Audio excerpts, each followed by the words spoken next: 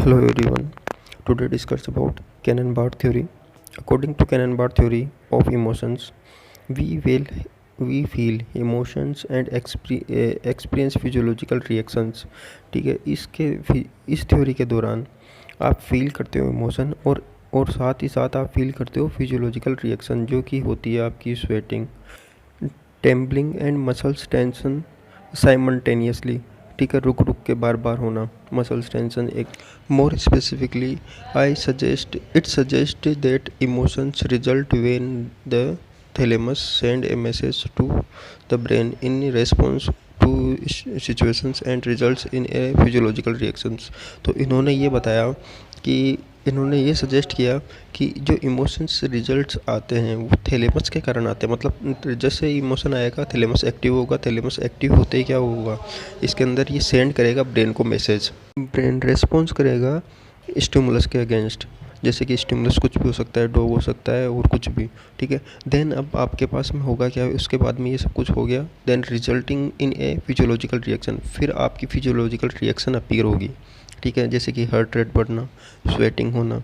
ठीक है, ये आपकी मसल्स टेंशंस के अंदर साइमल्टेनियसली एक्टिविटी होना, ये सब कुछ चीज़ें फिर एक्टिव हो जाएंगी. ठीक है, एट द सेम टाइम जब फिजियोलॉजिकल रिएक्शन अपीयर हुई थी आपकी, उसी टाइम पे ही the brain also receive the single triggering the emotion experience. तो मतलब उसी टाइम पे ब्रेन ना रिसीव करता है और सिंगल ट्रिगरिंग, मतलब यहाँ पे ट्रिगर के जैसे जैसे गन के अंदर एक ट्रिगर होता है वैसे ही ये एक्टिव कर देता है इसको इमोशनल एक्सपीरियंस को.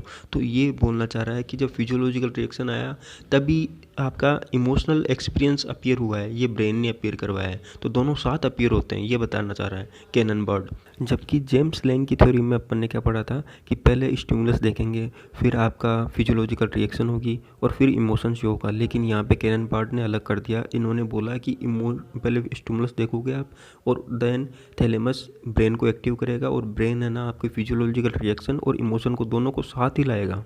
यहाँ पे दोनों को साथ लाया जा रहा है. ठीक है, Cannon-Bard theory suggests that the physical and physiological experience of emotion happened at the same time. तो इन्होंने बोला है कि आपका physical and physiological experience of emotion है ना, दोनों के दोनों एक साथ ही सेम टाइम पे अपीयर होते हैं. वही बात कि फिजियोलॉजिकल एक्सपीरियंस आ गया और इमोशन आ गया.